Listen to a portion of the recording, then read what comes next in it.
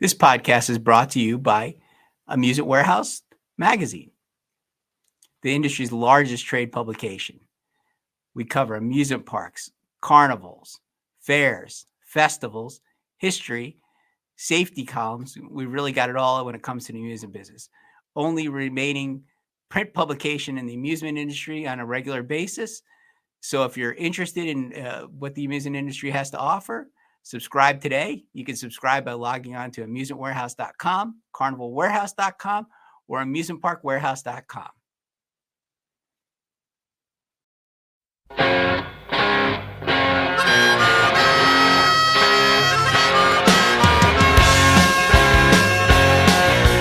Welcome to another edition of the Amusement Warehouse Podcast. Today we have, all the way from the Great White North, Jim Mills of Select Shows up there in Canada. Welcome, Jim. How is it up there? Cold? I hope not. No, actually, it's very nice.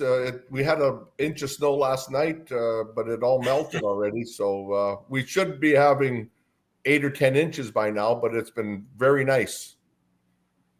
I always have to quantify nice with Canada because they say it's nice and it's like 22 degrees Fahrenheit or something like that. But I know Tommy Coffin came up here to visit us one time, and it was minus 40, probably 50 below with the windshield, and he jumped out of the car and ran into our shop. He wouldn't go outside and look at any of the equipment. He says, I'm not going out there. He's lost all his Canadian blood, I think. It's thinned out down here. I know. In the South. He's got soft. Well, that's great. Well, Select Shows. You've been around, 50-some years, right, with the show? How'd you get started? Well, it was my father originally in 1969. He was a motorcycle policeman for the city of Winnipeg for 20 plus years. And he had enough and he quit. And my mother was mad at him. What are you doing? And he says, I don't know what I'm going to be doing. And he met up with an old army buddy that he knew. And he had 3 little rides. And my dad was always good at fixing things and welding and painting and stuff. So this fella said, why don't you come and give me a hand, get ready before the season starts, getting my equipment ready. So he went out and he kind of liked it. And they said, well, how would you like to come and sell tickets? So, well, the next weekend, my dad was selling tickets. My mother was making candy floss. I was 6 years old, believe it or not. And I was running a little car ride. And my brother was running a little Ferris wheel that he had. And we finished out one season, and some equipment became available from another little tiny outfit. It was $1,600 for a Ferris wheel, a swing ride, a little car ride, and an old candy floss machine and an army generator. And my dad went and bought it, and my mother was mad. She says, you dummy, you went and you quit a good job with a pension and spent all of our savings to buy these rides, and now what are we going to do? Well, we went out in 1969. We bought the equipment, and it was a centennial year in 1970. And we played a little gig at a local Legion, and my dad made $300 with those rides that day. And he says that's what I make a whole month as a policeman. So back then, that was a lot of money, and it just went from there. That's incredible. That's incredible. It really takes a big leap of faith to do something like that, to go leave a job with all the security and pension, like you say, and all those things, and start out on your own. But that's also a good trait to have, I guess, when you're in this business, because you're going to certainly encounter some ups and downs over the years. Well, you better believe it. You've got to be pretty resilient in this business. That's for sure. Especially in Canada. Well, how long was your season then? Was it pretty short, or is it we run 22 weeks. We start in mid-April, weather permitting.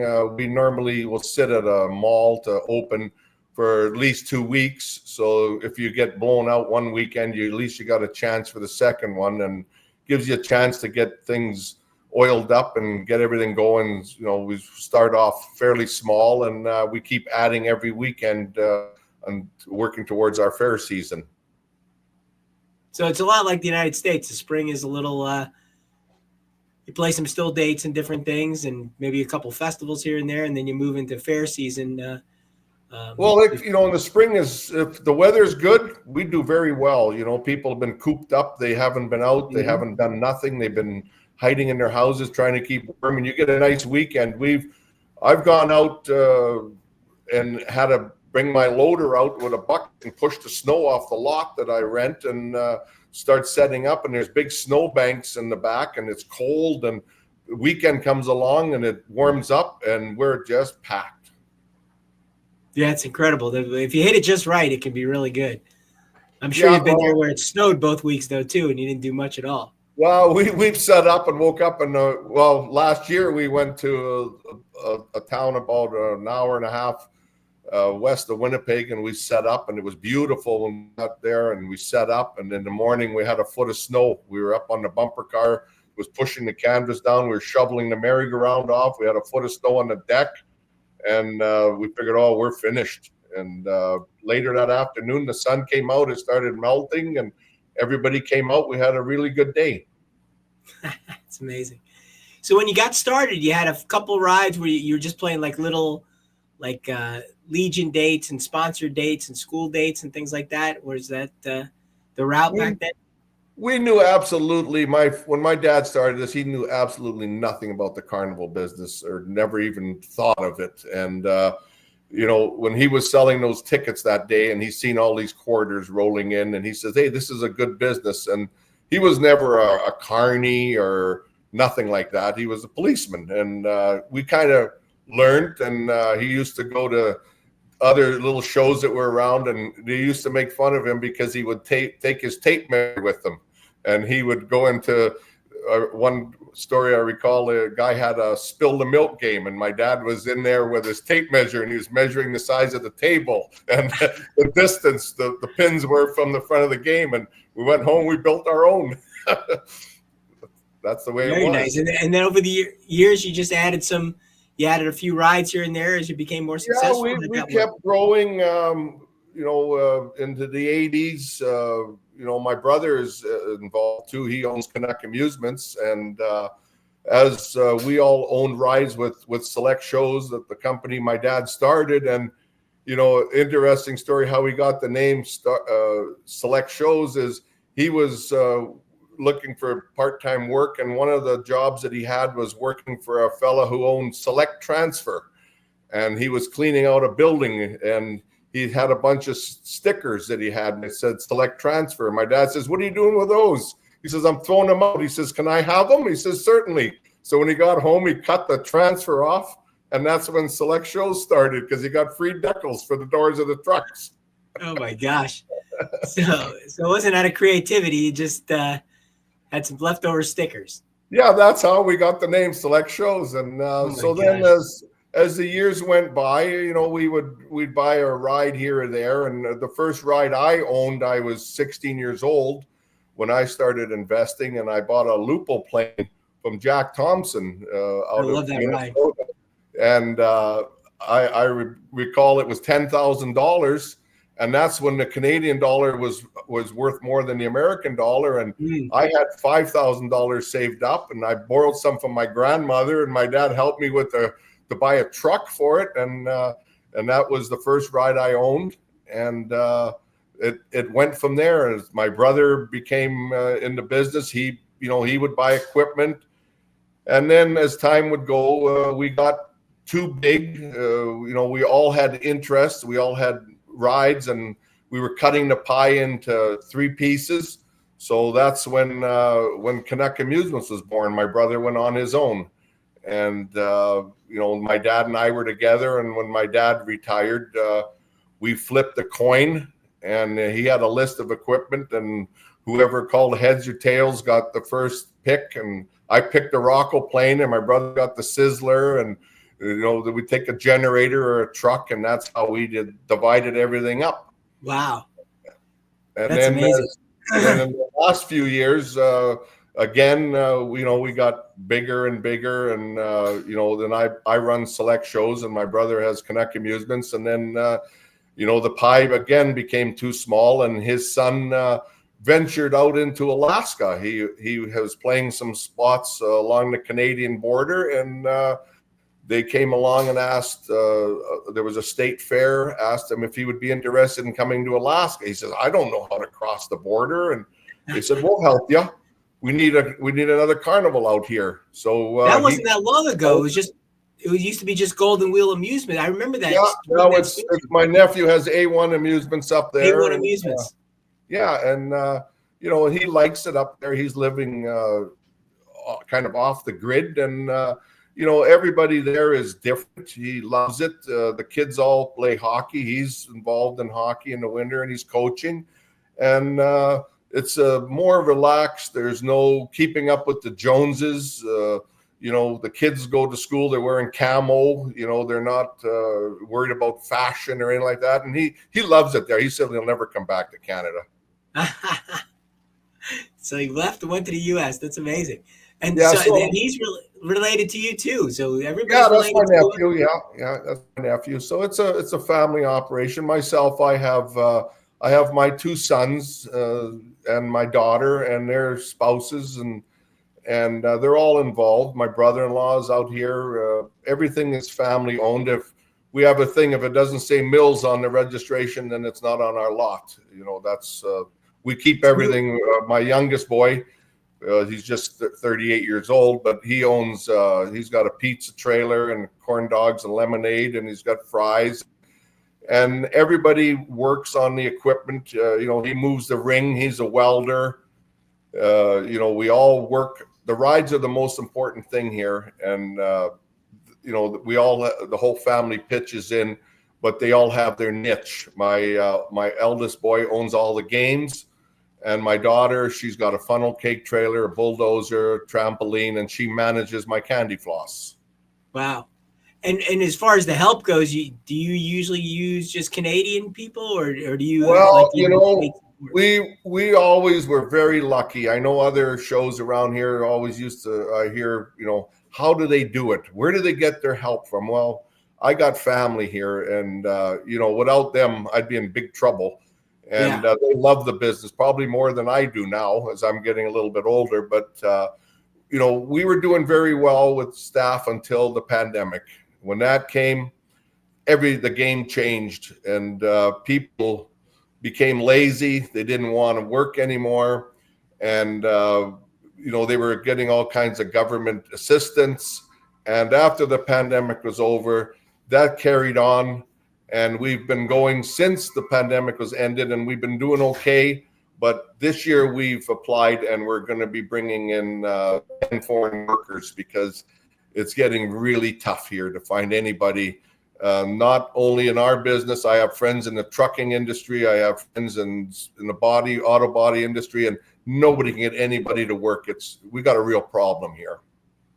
And how does it work in Canada? In the United States, it's quite the program. It's little bit luck of the draw. They're trying to change it now, but is it tough to get foreign workers in Canada? Well, you know what? This is my first kick at the cat. I'm bringing in 10 foreign workers from Mexico, and and I've been asking around different other carnival owners in Canada, and and there's another one in Winnipeg here, and who brings Jamaican help in, and basically they all told me if it wasn't for foreign labor, we're done, because we put an ad in the paper.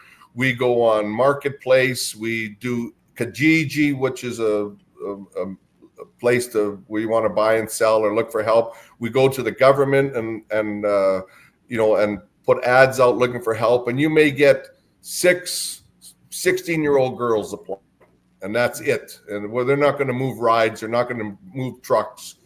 So we have a lot of guys in here for 25 or 30 years that have started right in the beginning with us when I started, and thank God for those guys.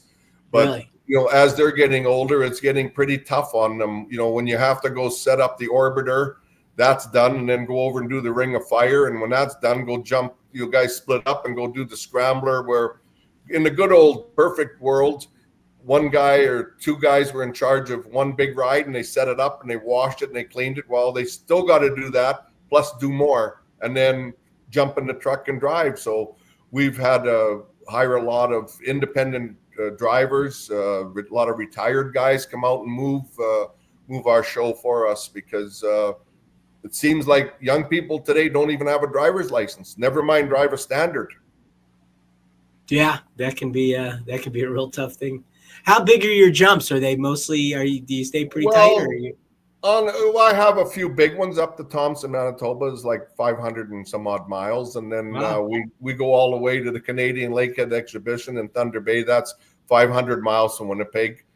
And I move on 35 trucks. So everybody in my family has their Class 1 license. My wife drives the office, I drive. And, a lot of times it's not bad if we're close, we double back. But a lot of times that's not an option. So we bring in we have a van, and like every other carnival, you have a whole pile of drivers that are retired, and they just come out and drive, and they take the van home, and on Sunday night they come back and you stick them in a hotel room, and Monday they move you to the next location. Yeah, well, it's amazing you're operating without foreign labor. I mean, in the U.S., I think, I don't know if there's anybody anymore that's operating without foreign labor. I was concerned, right now the Liberal government is in a little bit of trouble, and the Conservatives are taking over, and they're talking about, we're going to put Canadians back to work. And, our business is unique, just like the market gardeners or the farmers. We're not taking jobs away from anybody that's going to be, you get a job at the local restaurant, well, you're going to end up buying a house, or you're going to be getting an apartment, and there's a shortage of all those. We're housing our own staff, and it's seasonal. It's only for the summer, and they go home. It's, not a lot of people want to do this type of work. Mm-hmm.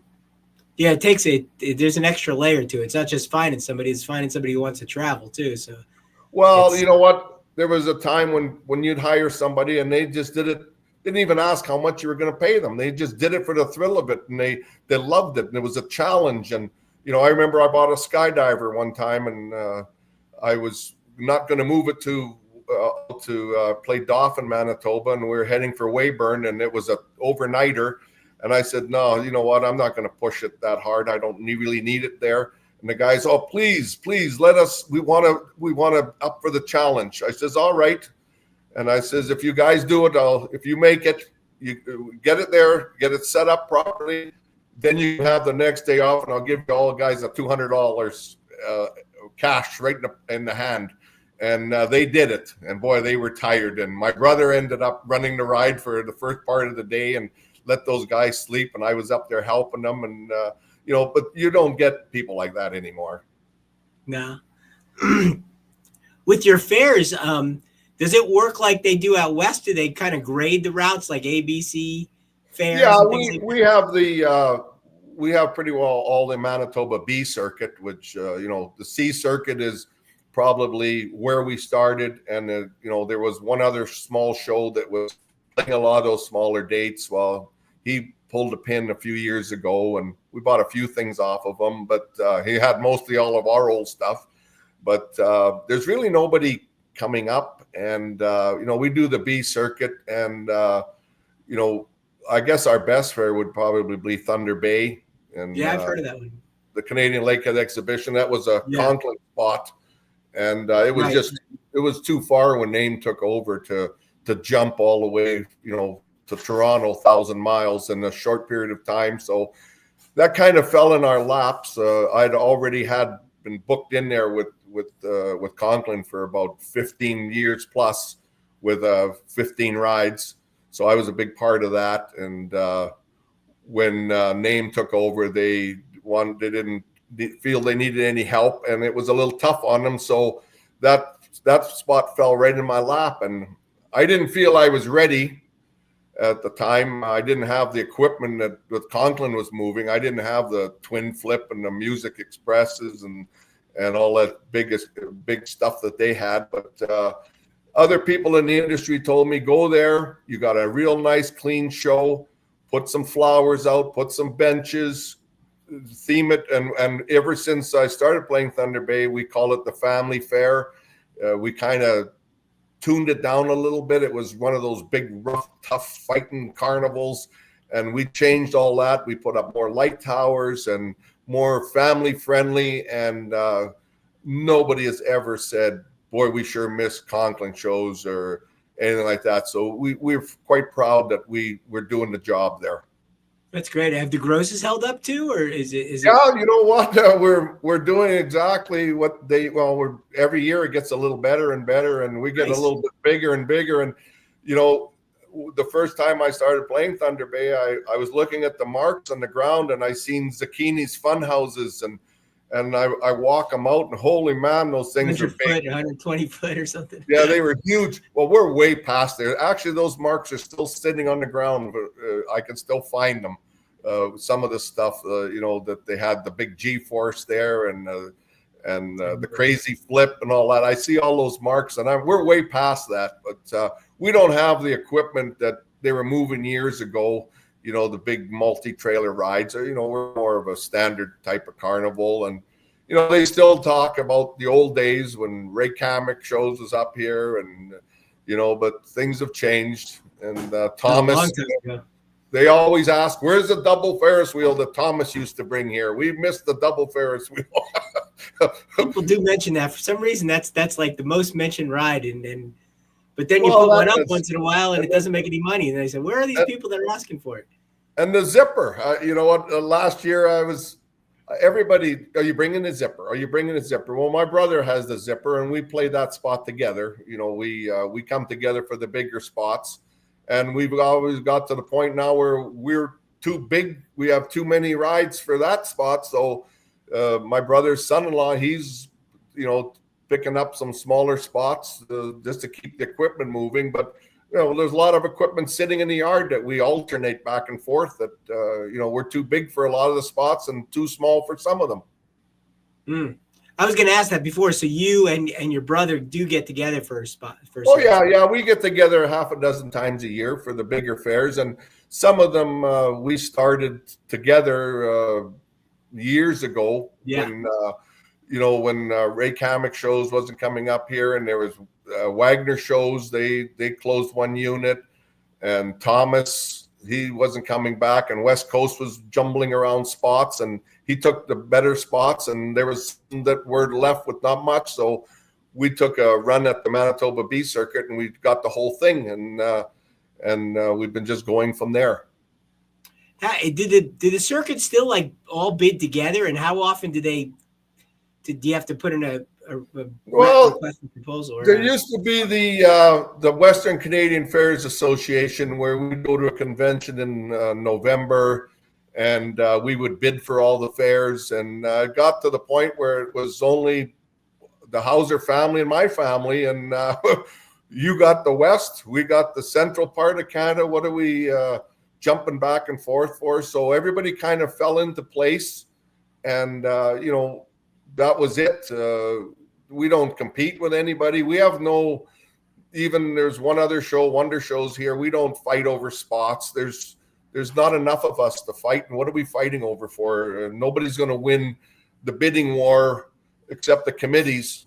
That's right. You know, it's got enough expenses there without creating that kind of problems amongst each other.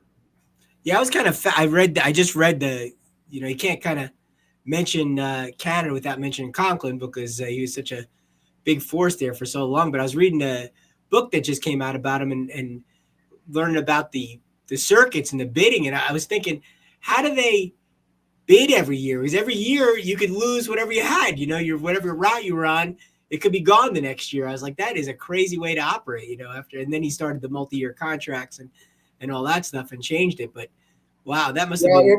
It was pretty exciting back in those days. You never knew. I remember we played Prince Albert, Saskatchewan with Conklin shows for years, and it went up for bid and we lost it. I worked along with Alfie Phillips, who was my mentor. Oh, really? Probably the nicest guy best guy I ever dealt with in my entire life in this business. And I learned a lot from him, everything I could. And now that's the son, right? The father was like an Olympic diver or something. Yeah, he was a diver back in during the CNE with Patty Conklin and all those days. And I used to follow Alfie around, and he taught me how to lay out the lot, and I would help him with it. And you know, he was a great guy. And you know, he says, "What do you think we should do there's a chance we're going to lose Prince Albert. Let's give them an offer, and we'll pave the lot. We'll put asphalt runways in for like a long-term contract. So I said, sure, let's do this. And we didn't get it.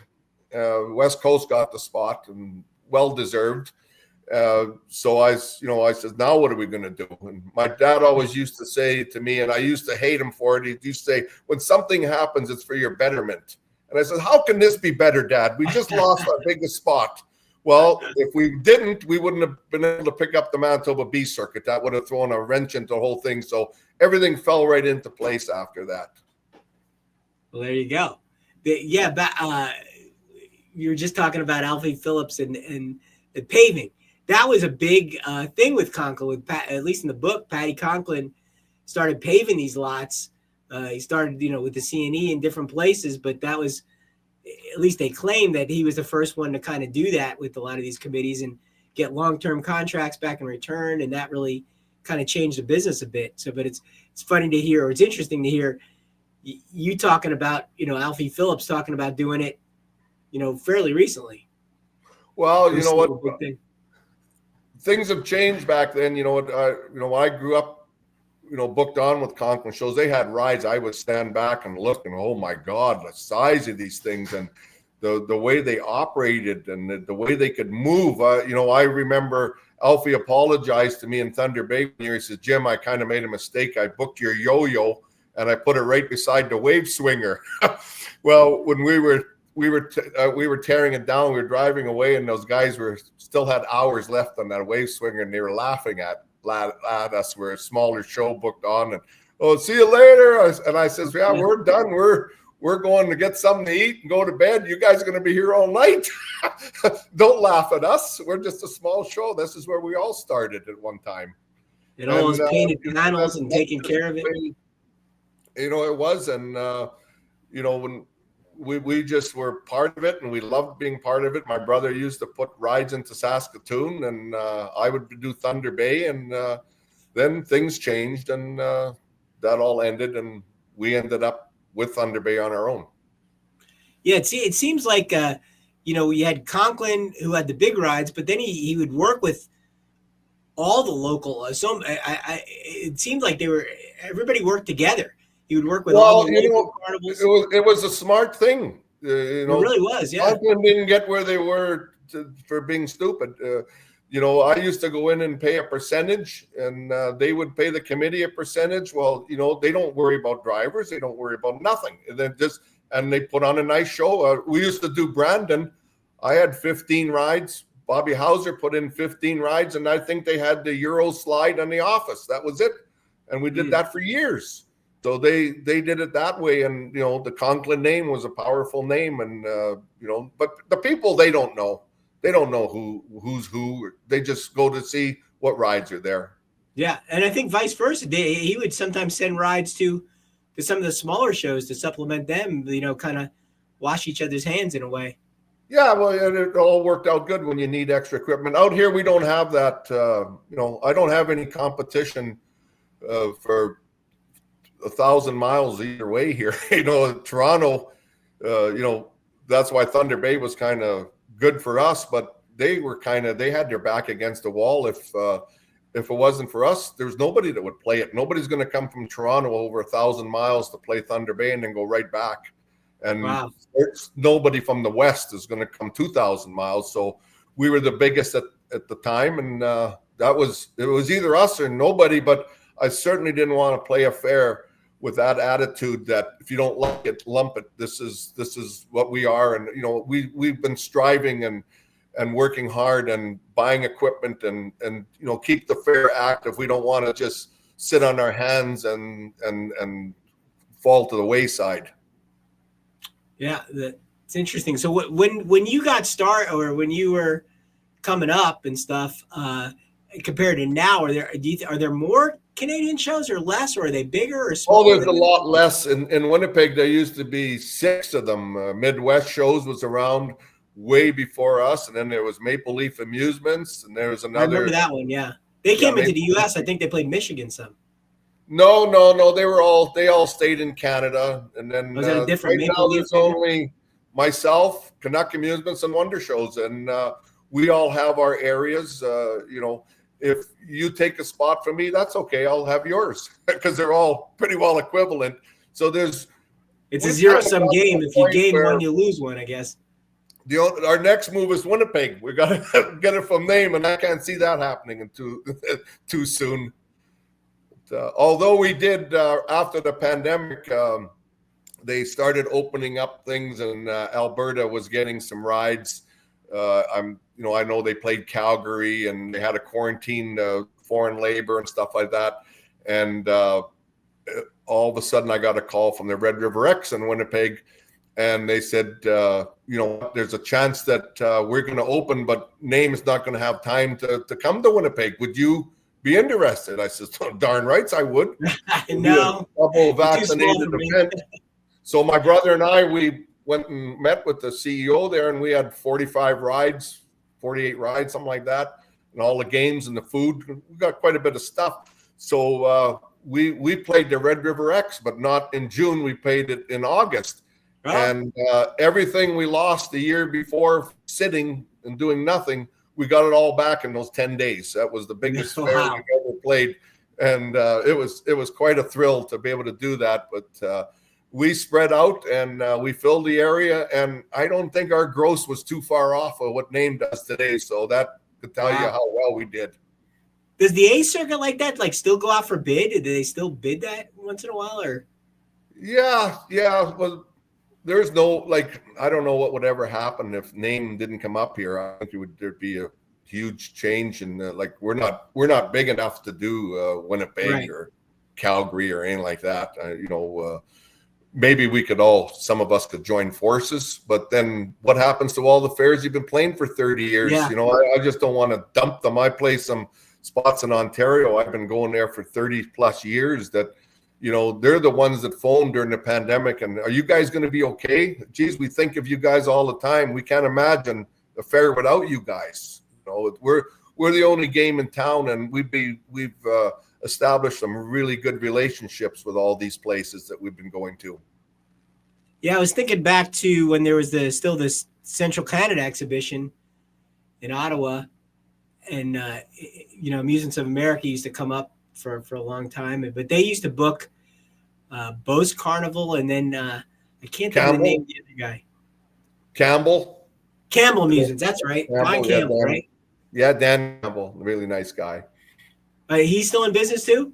Oh, yeah. I talk to him from time to time. And in fact, I talked to him about foreign labor and how it's working for him before I jumped into the pool. And he said that they're fantastic. And, that's all I talk to everybody in the business that has foreign labor, because I'm always a little bit skeptical if you rely on all the foreign labor. I'm just bringing 10.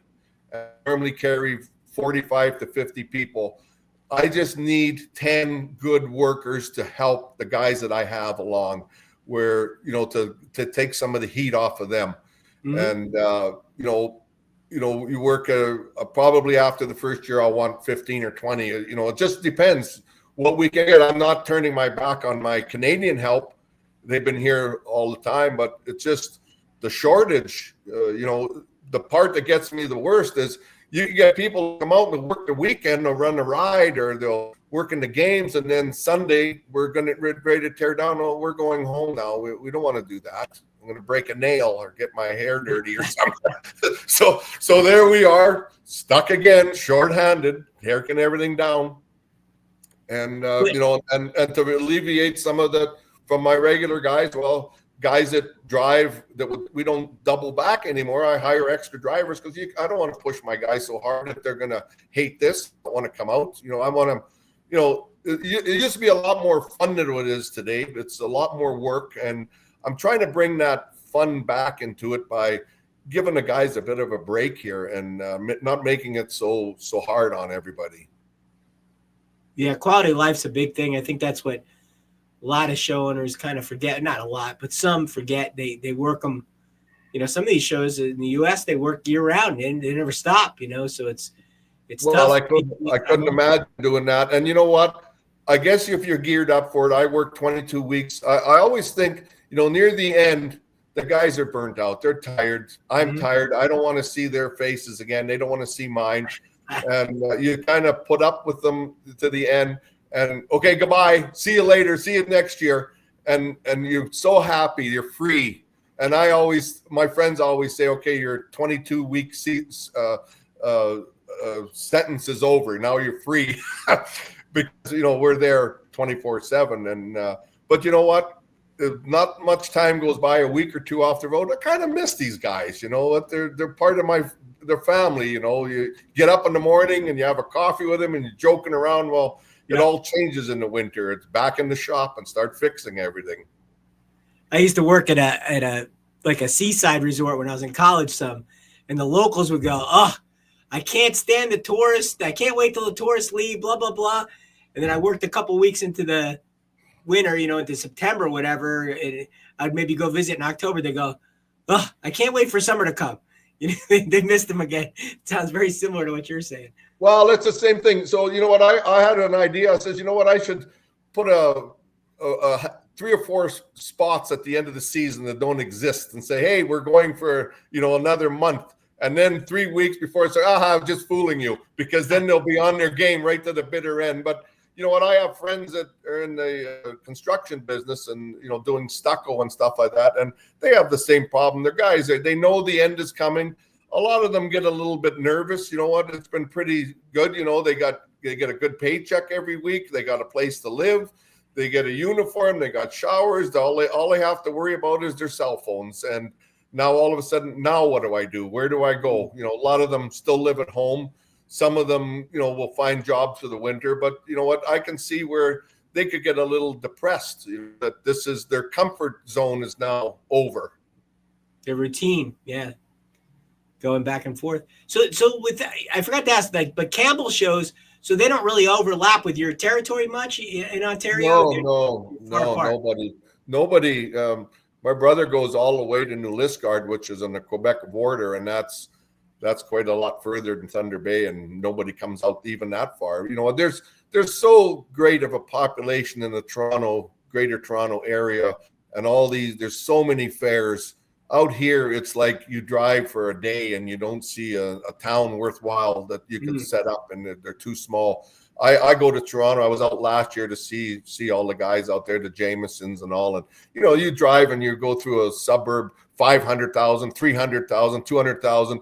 In Manitoba, 1,500, 2,000, 5,000. Then you hit the spots that we play, 15,000, 10,000 people. The population out here in Manitoba is very sparse. Yeah, it's in the U.S. though.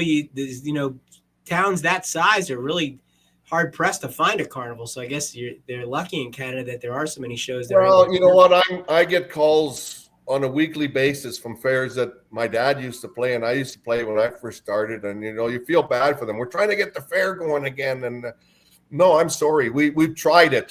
They feel bad and send them 8 rides or something like that. Send us anything, and then when you're there, is that all you got? You should bring more. No, sorry, that's too much. Thanks for bringing it to my attention, but I didn't make any money here, so I'm not coming back. And it's unfortunate, and it's just the way the business is going to settle in. There'll be big fairs. I always compare our business to the farmers. And we used to look forward to the end of June when school is out, and we would leave the city and we would hit to the farming communities and play the fairs, and then we would hire a crew. We would get farm kids who were finished seeding. They had nothing to do. They could drive a truck. They knew how to work. Well, there is no more of those. They're gone. The farmers now are no family farms. It's big corporations where they have a half a dozen combines or more. They're running tens of thousands of acres. It's big business now. So you know what? That's how everything has changed, and it'll never be the same again. Mm-hmm. Mm-hmm. Yeah, they used to really serve. I mean, it's a big deal to have those events, though. When you go into those little cities that really have nothing the whole year, it's a big deal, well, right? You know what? In the United States, every chance I get, I go to the carnival. If somebody's want to go to Mexico, no, I want to go to Gibtown, and I want to go see straight shows, and I want to go to carnivals. That's all that really interests me. And you go to a small fair. One year, my wife and I, we traveled to every little fair. We've seen Bell City, and we seen other shows that were around that area. We drove every day to see. It's a total different world in the United States where everybody's involved. I went over to Roseau, Minnesota one year, and the town that's where the Polaris snowmobile plant is, and the whole place was closed down. You couldn't buy any gas in town. Every business had a sign, "We're at the fair," and you went to the fair. Man, that's just a small town. Everybody was at the fair. The Legion, Kinsman, they all had booths that was unbelievable from what's here. It's basically us and a cattle show and a bit of entertainment. It's not what it is in the U.S. The small county fairs they're not even comparison to what we deal with. They're a real celebration of community. Everybody participates, you're saying, in the U.S. Yeah, and you know what? The times are changing. A lot of these, the places, the people are different. They, they can jump in the car and go anywhere they want. They can, It's true. We play some big street festivals here in Winnipeg, and they're good. But you know what? You're adding the expenses of security is a big deal now.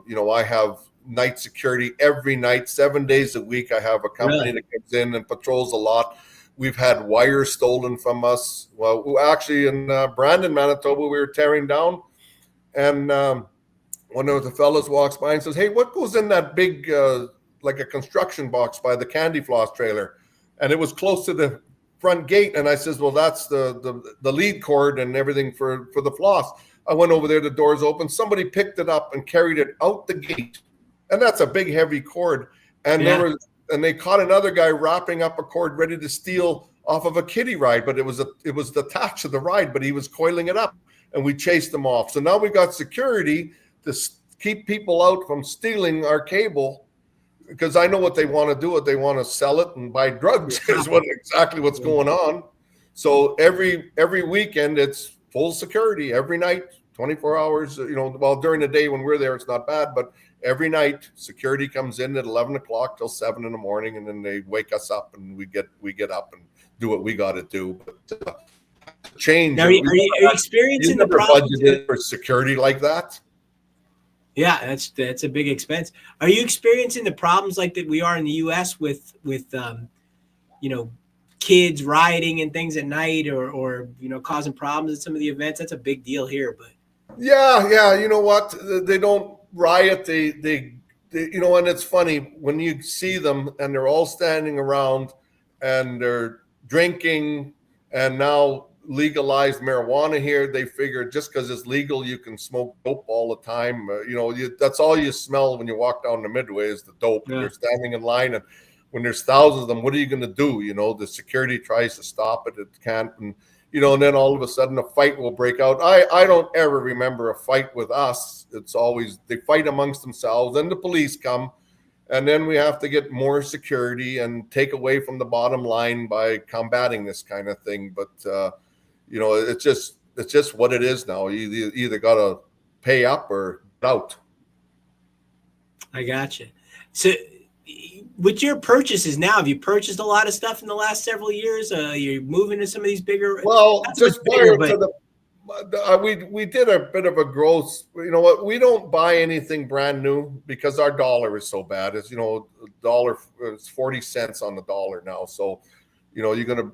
I remember I bought a Sea Ray and it was $105,000. I bought it from Tommy, and when I went to pay for it, $195. I says, that's a big exchange, and then bring the thing home and tear it all apart and rebuild it. So $100,000 ride just turned into a $300,000 ride. So when you buy a $300,000 ride, it's a $600,000 ride. So we're at a disadvantage to that. So we always buy stuff that probably needs a little bit of work. And just the year before the pandemic hit, we bought an Orbiter, and we went down to Gurin shows. They had a trailer mounted scrambler, one of those ones on the 28-foot pup. We grabbed up that, and we grabbed the Castlemania, and we bought a few other rides. We actually added $1 million in our money here in that 1 year prior to the pandemic. And we upgraded a bunch of trucks and everything like that. And we worked on all that equipment and never went out that 1 year. So we added 3 new rides. But even so, after you go out with 3 new rides, after that next year, somebody says, so what I got new this year? Well, you know what? You go to a fair and they ask, what do you got new? And I say, well, nothing, but we did hang on to all the rides that we do have. What do you got new? Oh, we painted the bleacher, so that's what Alfie Phillips used to always say. What have you got new this year? Nothing, but we did manage to keep everything that we have. So. Yeah, and another way to solve the problem is to play some spots closer to the border and only take U.S. money. I did a music festival one time in Toronto. It hasn't been that long ago. And we had Bo's Carnival brought a few rides in. And I was walking with Charles Eric, and his ticket seller had to go to the bathroom. And we went and sold tickets for a few minutes. And I was like, I think I can make you like 30% more. So watch this. And the next guy would come up and said, I'm sorry, we only take American. And like almost everyone would go, oh, okay. Like I wasn't saying the craziest thing in the world.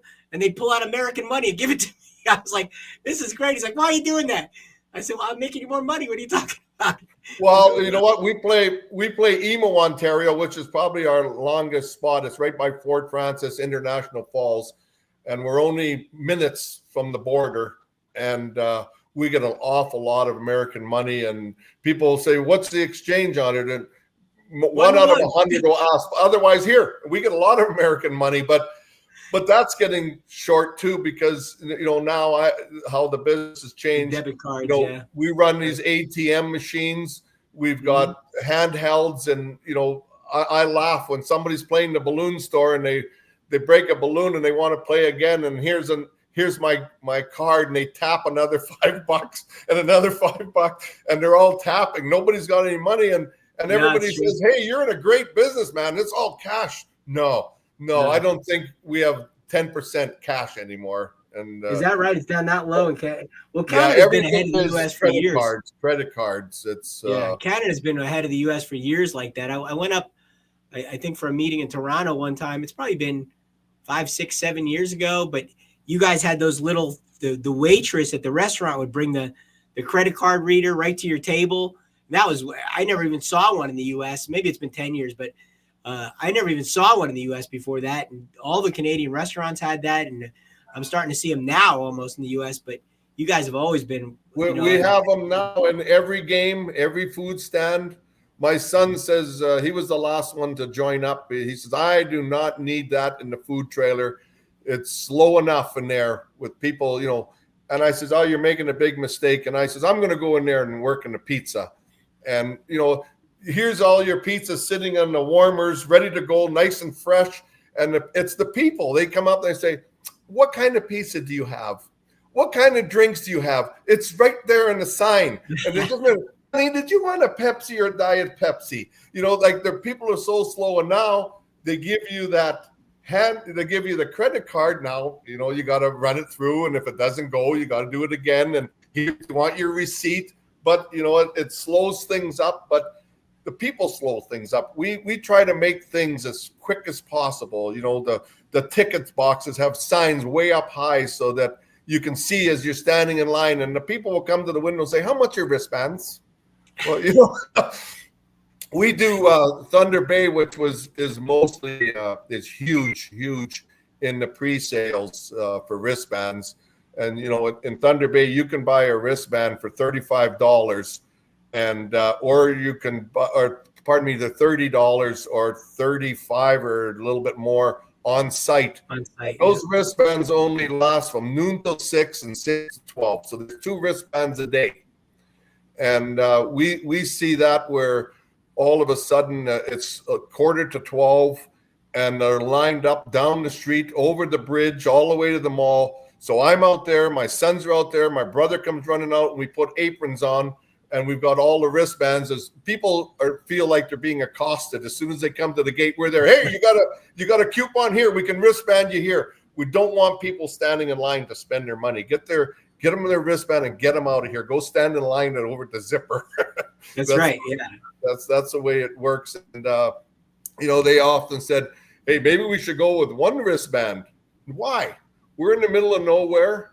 The costs are astronomical up here, and it works, and the people are used to it. And I'm giving wristbands, and on day 5 of the 5-day fair, I'm putting the 10th wristband on. The people, they come from the remote communities, they fly them in from different communities, and they buy them 2 wristbands a day, $70 a day, whatever it is, and times 5. And everybody's running 5 wristbands by the end. They collect them like a trophy. Right, right. They keep them on. How does it work with it? There's no other fair. They're not going anywhere else. That's it. They fly them into Thunder Bay. I forget how many millions that they did a study a few years ago, and it brings millions into Thunder Bay. You can't get a hotel room for miles around because they're all, and the airlines are involved in the fair because this is it. This is the only fair from here to 500 miles either direction. How does it work with the changeover though on the wristbands? That's what a lot of people get nervous about. Is like, well, we just run different colors. We run different colors, and yeah, but I mean, if it's like 4:30 and I come, what do I do? Well, if you buy a wristband, if you're, you made a mistake, you know what? In the day, we might get 3 people say, we just came at 5 o'clock. We stopped selling wristbands 1 hour before.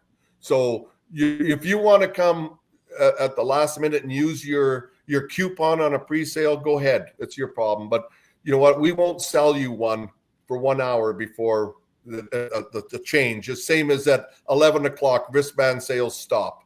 Normally at 11 o'clock, things start to slow down. So that's the only chance they have. They got off of work and they come to the fair and they buy a wristband and they only can ride for an hour. Well, $30, you're going to get your money's worth for sure, because you're not standing in a big lineup. But we maybe in a big day we might get 2 people. Let's say I only rode for 2 hours. Well, here's another wristband. Don't tell everybody that, because it'll all line up next year. But you know what? For the minimal confusion, it's not a big deal at all. Interesting. Yeah, that's what a lot. When you hear people express concerns about the split wristband, that's usually what it is like the changeover times and how that works, and with the people and the different colors, and your ride guys have to stop people and all that stuff. Yeah, and you know what? You got to sit the guys down in the morning, and somebody will go around and with the new wristband and give them a reminder, go by and point to their wrist and have a wristband. Okay, now it's a yellow one. Blue is no good. Okay. And I'm sure a few sneak through the cracks, but we deal with masses. We don't deal with an individual. Yeah. I believe that if they're already in line, do you let them on after the time, or is the time, if they're in line and it's turned 6 o'clock, do they have to get out of line? All those. Yeah. Use your discretion a little bit. And normally the first little bit where, the family's out there kind of patrolling the midway, and, if somebody's got a problem, they call you over and say, this guy's been standing in line here for an hour, and now he's just about to get on a ring of fire and the wristband is over. Oh, come on, throw them on. You know what I mean? Like we give them a little bit of discretion there, but some grace. The people are so used to that. That was from Conklin days that they accept it. They'll stand in line at 11:45 and they know darn well we close at 12, and there's still 200 people in line to get on a ride, and all of a sudden the guy turns the lights out and they all leave. No, what are you going to do? Run all night? No, it's over. So we're closed. Like Walmart, we're closed. Get out. It's that's the way. Yeah, it is. Well, it's nice you got so much family to do the customer service operation. If you don't have that, it can be a little difficult.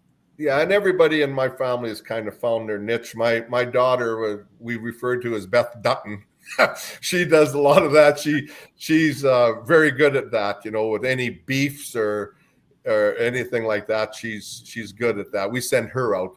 A woman always has a better chance than a guy. Beth Dutton, that's guy. Just that's what we call her, Beth Dutton. In fact, there was one. She was having a problem with one of the workers one time, and she says, "I'm taking them to the train station." I says, "No, you're letting them go. You're not taking them to the train station." He says, "I've had enough of him." Do I shoot him first or after? Yeah, no, there is no train station where we are. That's great. That's great. So as far as the Canadian and the show goes, is the future bright up there in Canada? Things looking good? Yeah, you know what? Kids are gonna be in good everybody shape? says to me, I'm 63 years old. Jim, when are you retiring? I says, why? What am I going to do? You know what? The pandemic was a real eye opener for our entire family. My sons bought 2 new campers, and they were excited to use them, and they never got the chance. And during the pandemic, I says, listen, there's no sense us coming here to the shop moping every day. So they took their campers and they put them out at a campsite with some friends and did their social distancing and all that, and said, let's do what normal people do. And we're always wondering, we're missing out in the summers.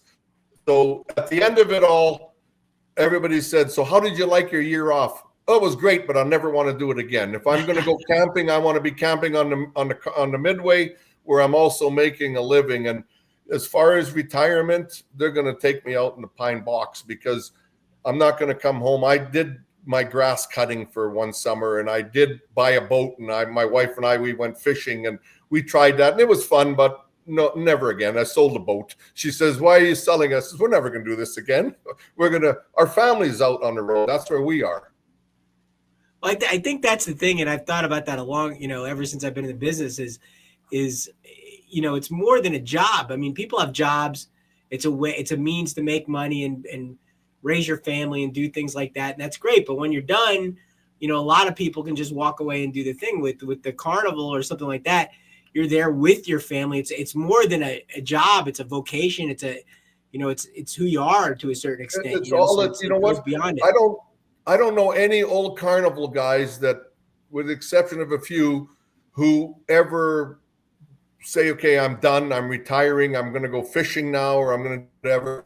They're stubborn. Danny Dell, I think of. He's one of the only guys I think of that does it. Danny Dell and Travers show. He just retired. Yeah, you know what?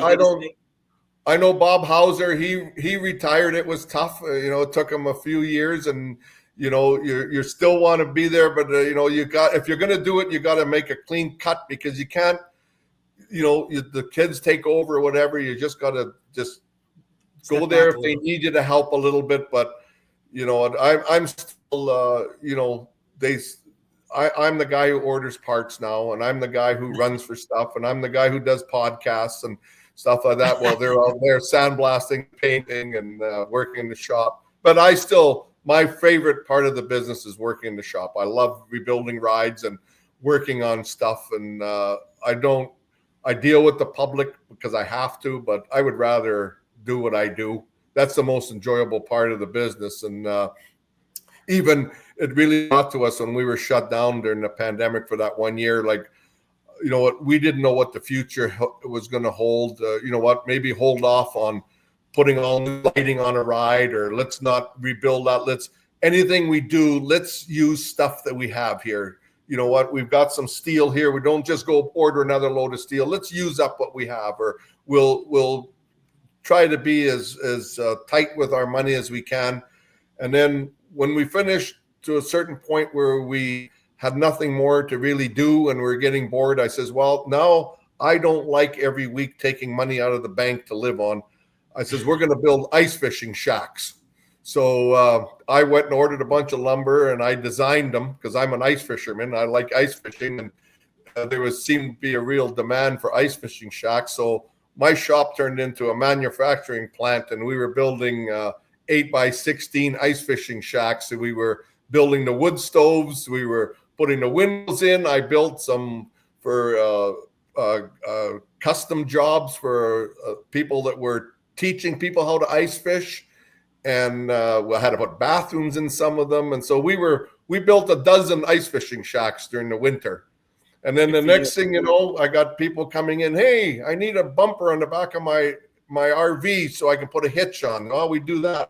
Then I got farmers coming here. Hey, we need some sandblasting done. I want to paint a tractor. Then we got the 2 local snowmobile clubs. we need our groomers rebuilt. So they came in, we sandblasted them and re-welded them and put new hydraulic lines and did everything. So we would have no problem making a living here, but it sure wasn't the same.